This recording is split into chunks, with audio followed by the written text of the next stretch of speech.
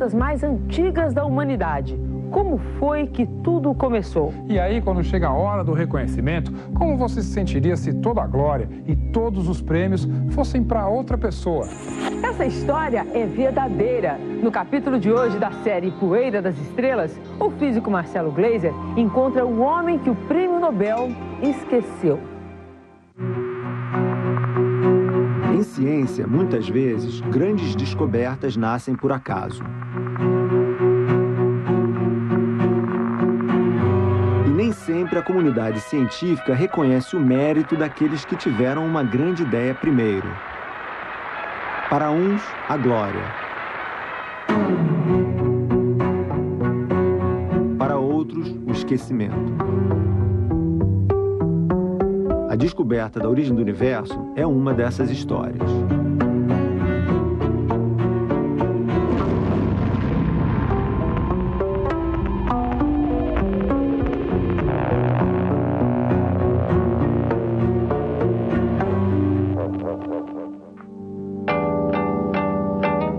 O ano era 1929.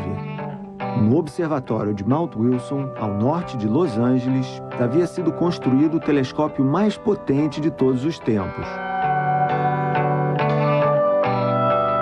O astrônomo americano Edwin Hubble apontou esse telescópio para o céu e viu gigantescos conjuntos de estrelas, as galáxias, se afastando umas das outras. O universo em expansão, crescendo cada vez mais.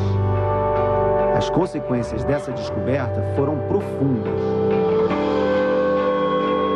Se as galáxias estão se afastando, isso significa que no passado elas já estiveram mais próximas. E mais, num passado muito distante, as galáxias e as estrelas que elas contêm estavam tão próximas que ocupavam todas o mesmo espaço. Uma região minúscula, menor que a cabeça de um alfinete. O universo, então, tinha uma origem. Mas que origem era essa? Ironicamente, a primeira pessoa a buscar essa resposta, a sugerir um modelo científico para a origem do universo, foi um padre, o belga Georges Lemaitre.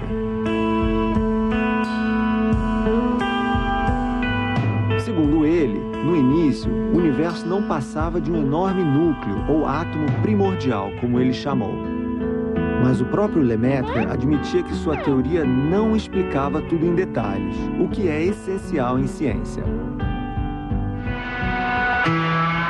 Só em 1948, inspirado pelas ideias de Lemaitre, um dissidente soviético naturalizado americano pôs mãos à obra.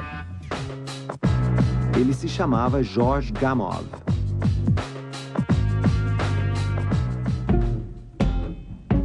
Era um homem que não tinha medo de grandes desafios. Nascido na Ucrânia, Gamow chegou a tentar fugir 2 vezes da antiga União Soviética, atravessando o Mar Negro num barquinho a remo.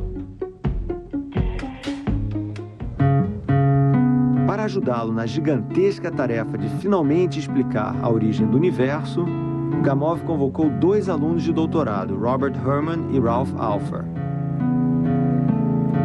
Dos 3, apenas Alpher está vivo.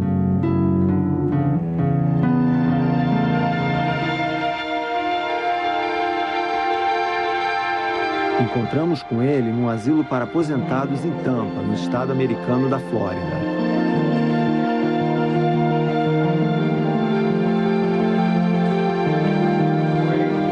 Alpher sofreu um derrame anos atrás e se movimenta com dificuldade, mas continua lúcido.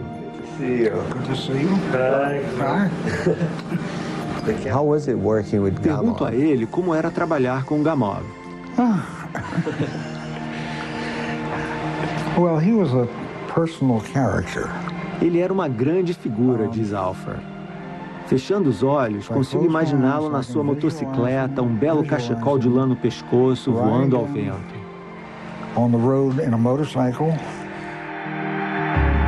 Gamow sabia das descobertas de Edwin Hubble, de que o universo está em expansão. Sabia também que o universo é extremamente frio. Gamow tinha um palpite. Se voltasse no tempo, poderia contar a história do início de tudo. Isso foi o que ele propôs. Se o universo que está em expansão hoje é frio e gigantesco, no seu início devia ser exatamente o contrário, muito quente e muito denso. Por isso, ele apostou que o universo começou comprimido ao máximo, numa única região. Gamov continuou o raciocínio. A tendência natural de tudo que é quente e comprimido é de se resfriar e se expandir. E isso foi o que aconteceu. O universo se expandiu violentamente numa grande explosão, Big Bang, como foi chamada mais tarde. O início desse processo não teria durado mais do que 5 minutos. Foi aí que toda a matéria do universo se formou. Com o passar do tempo, a matéria foi se resfriando e se agrupando, dando origem às galáxias, às estrelas e aos planetas, até chegar ao que é hoje. Mas como ter certeza? Como já vimos aqui, em ciência não basta propor, é preciso provar. Foi aí que entrou em cena Ralph Alpher, dos três, o que tinha maior domínio de matemática. Foi ele o cérebro responsável pelos cálculos que deram sustentação matemática à teoria do Big Bang. Alpher e seus colaboradores chegaram a fazer uma previsão matemática que não puderam comprovar experimentalmente. Nos dias de hoje, seria possível encontrar um vestígio do Big Bang. Uma radiação gelada, com temperatura de apenas 3 graus acima do zero absoluto.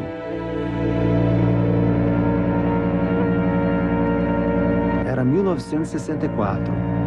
Em Nova Jersey, 2 físicos dos laboratórios Bell estavam empenhados em resolver um estranho problema de telecomunicações. Um ruído nas antenas usadas em ligações interurbanas.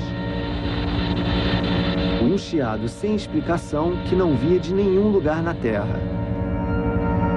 Dispostos a solucionar o mistério, os 2 físicos, Arno Penzias e Robert Wilson, trabalharam durante 2 anos. Mas não havia jeito de descobrir a causa do maldito chiado. Em desespero, os 2 chegaram a limpar o cocô dos pombos que viviam na antena, na esperança de que essa fosse a causa da interferência.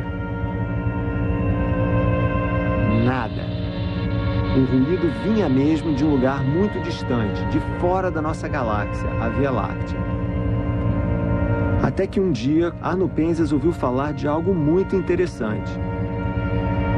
Um grupo de pesquisadores da Universidade de Princeton estava construindo um radiotelescópio para procurar por sinais do Big Bang. Exatamente aqueles vestígios que Ralph Alpher havia previsto em seu trabalho, 16 anos antes. Arno Penzias e Robert Wilson então descobriram o que era o tal do chiado que provocava a interferência nos telefonemas interurbanos. Era nada mais, nada menos do que o som do Big Bang, a grande explosão que deu origem ao universo. Acidentalmente, eles haviam encontrado a prova que faltava, a última peça do quebra-cabeças, a radiação cósmica de fundo, como foi chamada. Em 1965, eles publicaram o resultado do trabalho, mas não tiveram o cuidado de citar os nomes Ralph Alpher, George Gamow ou Robert Herman, justamente os criadores da teoria do Big Bang, que haviam previsto a radiação cósmica de fundo 16 anos antes. We got together on telephone. Alpher nos conta que soube pelo telefone da notícia, mas não conseguia acreditar no que ouvia. Eles simplesmente não haviam dado crédito ao seu trabalho. Foi duro saber que o nosso trabalho estava sendo confundido com cocô de pombo, diz Alpher. Mas o pior veio 13 anos mais tarde, em 1978. Foi quando o Instituto Karolinska da Suécia decidiu, pela sua inestimável contribuição, Arno Penzias e Robert Wilson tornaram-se imortais da ciência. Receberam o Prêmio Nobel de Física.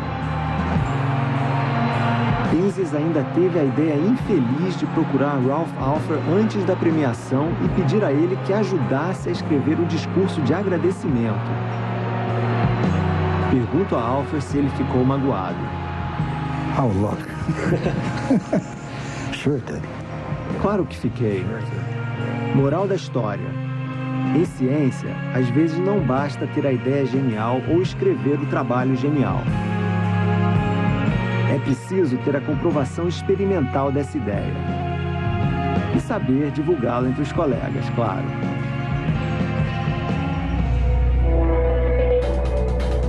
Semana que vem, começa a segunda fase da série Poeira das Estrelas. Agora vamos contar a história da origem do nosso planeta, a Terra.